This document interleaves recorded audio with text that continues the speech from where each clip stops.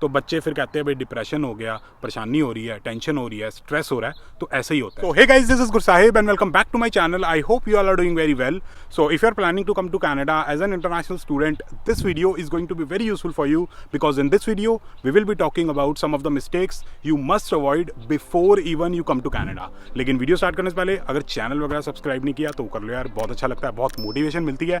So now without wasting any more time, let's get started with this video. तो यार सबसे पहली mistake जो कि मैंने बहुत सारे स्टूडेंट्स को करते हुए देखा है, जो कि आपको अवॉइड करनी है, वो ये है कि जो स्टूडेंट वीज़ा अप्लाई करने का पूरा प्रोसेस है ना, उसकी प्लानिंग आपको काफ़ी टाइम पहले से ही स्टार्ट कर देनी है। तो मान लो कि जब आप अपना स्टूडेंट वीज़ा कनाडा का अप्लाई करते हो तो लेट अस से कि 3 महीने उसका एवरेज प्रोसेसिंग टाइम है।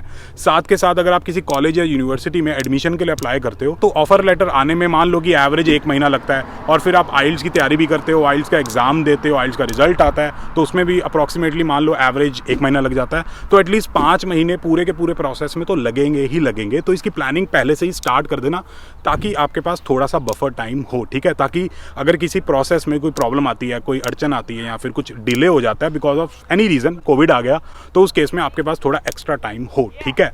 फॉर एग्जांपल जब मैंने अपना स्टूडेंट वीज़ा अप्लाई किया था तो मैंने अपना आइल्स का एग्ज़ाम दिसंबर 2017 में दिया था, और फिर मेरे को ऑफर लेटर आया था मार्च 2018 में, और मैंने वीज़ा अप्लाई कर दिया था अप्रैल में, जो कि मई में आ गया था। तो जून और जुलाई मतलब 2 महीने का, इनफैक्ट अगस्त 3 महीने का मेरे पास बफर टाइम था। तो अगर किसी चीज़ में डिले होता तो मेरे पास एक्स्ट्रा टाइम पड़ा हुआ था। अभी रिसेंटली मेरे को एक लड़की का मैसेज आया था, वो कह रही थी कि मेरा सितंबर इनटेक है 2022 और मेरा अभी तक वीज़ा नहीं आया और उसके पास कोई बफर टाइम भी नहीं है। तो ऐसे चक्रों में मत पड़ना, पहले से ही अपनी प्लानिंग करना शुरू कर देना। जनवरी इनटेक में आ रहे हो तो लगा लो अप्रैल जून जुलाई में स्टार्ट कर देना, सितंबर इनटेक है तो दिसंबर जनवरी से स्टार्ट कर देना। तो थोड़ा प्लान करके चलना तो सारा सिस्टम सेट रहेगा। अब अगली चीज़ के बारे में बात कर रहे हैं। अगली जो मिस्टेक आप लोगों को अवॉइड करनी है वो ये है कि आपको अपने आइल्स के एग्ज़ाम को लेके बहुत ज़्यादा टेंशन नहीं लेनी, बहुत ज़्यादा टाइम ख़राब नहीं करना। मैंने बहुत सारे स्टूडेंट्स को देखा है कि वो आइल्स को लेके बहुत ज़्यादा अपना टाइम ख़राब कर देते हैं। दे लाइक दिन रात वो आइल्स की ही प्रैक्टिस करते रहते हैं, रीडिंग लिसनिंग राइटिंग ही करते रहेंगे। तो वो करने की बिल्कुल भी ज़रूरत नहीं है, ठीक है। उसकी वजह से आपका पूरा का पूरा प्रोसेस बहुत डिले हो सकता है। आइल्स की जो फुल फॉर्म है ना, वो होती है international English language testing system, आपको पता ही होगा, ठीक है। अब उसमें क्या है कि वो आपकी सिर्फ इंग्लिश को टेस्ट कर रहे हैं, ना ही वो आपकी जनरल नॉलेज टेस्ट कर रहे हैं, ना ही वो आपकी इंटेलिजेंस टेस्ट कर रहे हैं, ठीक है। वो सिर्फ टेस्ट कर रहे हैं आपकी इंग्लिश लैंग्वेज। तो आपको ज़्यादा परेशान नहीं होना, बस सिंपली क्या करना है, एक मॉक टेस्ट देना है। आप सबसे पहले पढ़ लो आइल्स के स्ट्रक्चर के बारे में कि भाई आइल्स का स्ट्रक्चर होता कैसे है, एग्जाम होता कैसे है।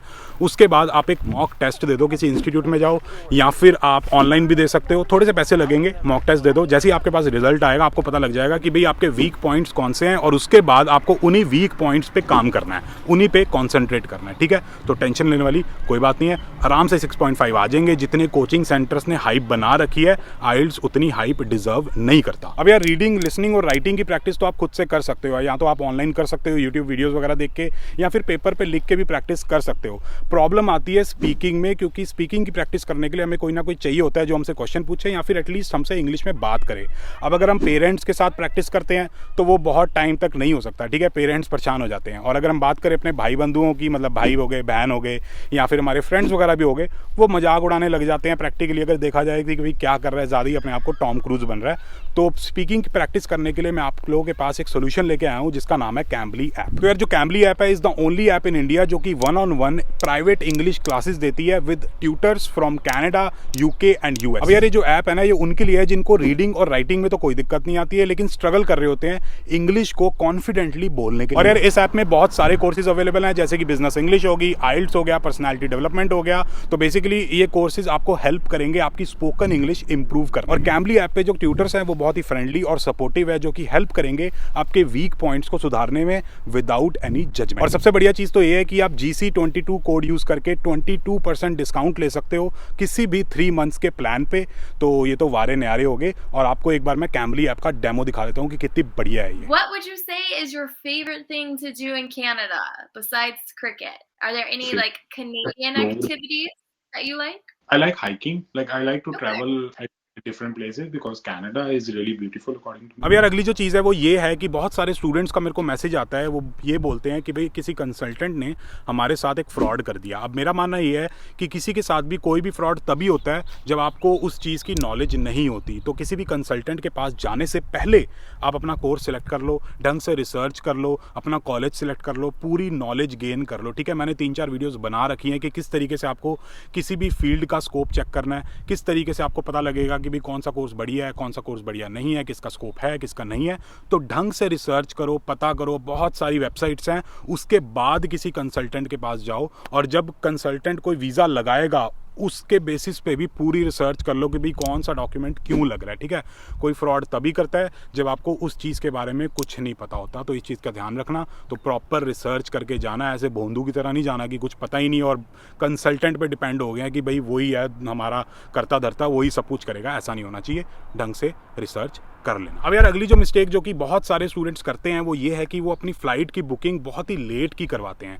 बेसिकली फॉर एग्जांपल अगर किसी स्टूडेंट की क्लासेस स्टार्ट हो रही हैं 5 सितंबर को लेट अस से, और वो कनाडा पहुंच रहा है 3 सितंबर को, तो बड़ी दिक्कत आती है क्योंकि 2 दिन का ही टाइम होता है। उन्हीं 2 दिन में आपको अपना बैंक अकाउंट ओपन करवाना है, सिम नंबर लेना है, सिम कार्ड लेना है, अपनी अकोमोडेशन ढूंढनी है, पार्ट टाइम जॉब भी ढूंढनी है, और फटाफट आपकी क्लासेस भी स्टार्ट हो रही हैं। तो असाइनमेंट, क्विजेज, एग्जाम्स सब कुछ आ जाएंगे। तो इतना सारा सौदा इकट्ठा हो जाएगा। तो बच्चे फिर कहते हैं भाई डिप्रेशन हो गया, परेशानी हो रही है, टेंशन हो रही है, स्ट्रेस हो रहा है। तो ऐसे ही होता है। तो आपको क्या करना है, अपनी जो फ्लाइट की बुकिंग है ना वो 20 दिन पहले की करवानी है। मतलब अगर लेट अस से आपकी क्लासेस स्टार्ट हो रही हैं 5 सितंबर से, तो एटलीस्ट 15 अगस्त या 10 अगस्त तक कनाडा पहुंच जाओ। तो वो जो बीच का टाइम होगा ना 20-25 दिन का, उस वक्त आप क्या कर पाओगे, अपनी पार्ट टाइम जॉब ढूंढ लेना, बैंक अकाउंट ओपन करवा लेना, जो कल्चर है, जो वेदर है उसके साथ एडजस्ट हो जाना, तो काम सेट रहेगा, ज़्यादा दिक्कत नहीं आएगी और आपको स्टूडेंट लाइफ अच्छी लगेगी। अब सबसे कॉमन जो मिस्टेक है जो कि बहुत सारे बच्चे करते हैं और मैंने भी की थी, जिसकी वजह से आपका बहुत ज़्यादा टाइम वेस्ट होगा कनाडा में,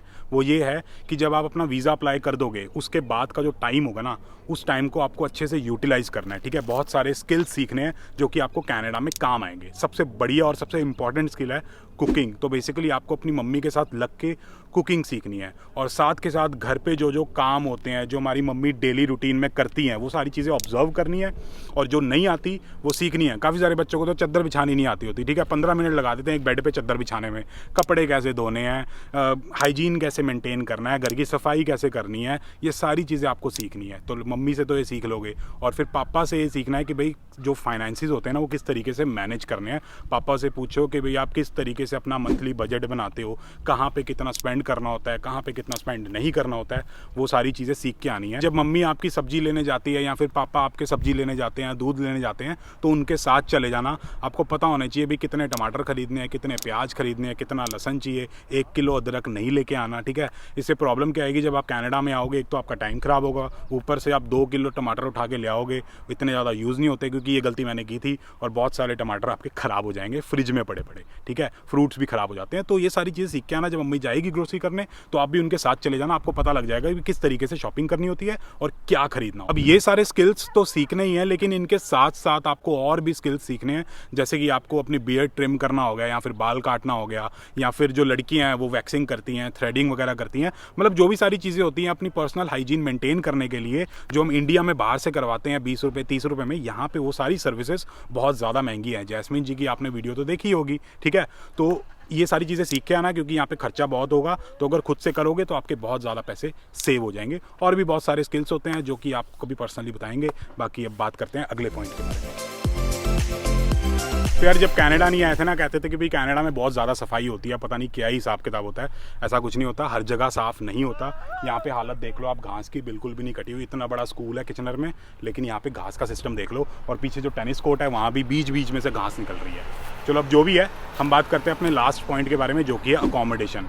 तो बेसिकली आपको अपनी होम कंट्री से, जहाँ से भी आप आ रहे हो, इंडिया, पाकिस्तान, नेपाल, बांग्लादेश, कहीं से भी आ रहे हो, आपको अपनी परमानेंट अकोमोडेशन बुक करवा के कनाडा में नहीं आना है। आपको सिर्फ अपनी टेम्परेरी अकोमोडेशन बुक करानी है।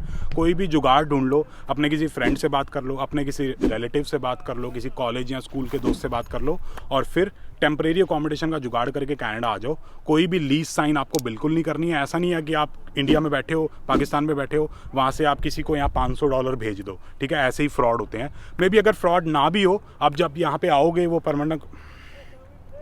मे बी फ्रॉड ना भी हो, जब आप यहाँ पे आओगे वो परमानेंट अकोमोडेशन में रहना स्टार्ट करोगे, हो सकता है आपको वो अकोमोडेशन पसंद ना आए, या फिर अंदर ये सब चल रहा है, ये सब चल रहा है, कैसे लोग रह रहे हैं आपको पता ही नहीं है, ठीक है।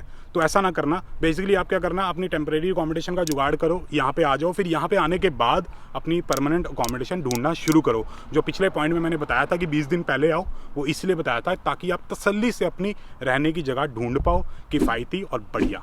तो ये सारी चीज़ें थी जो आपको ध्यान रखना है। बाकी अगर आप लोगों को ये वीडियो पसंद आई तो please like share and subscribe, and as always stay healthy and keep us.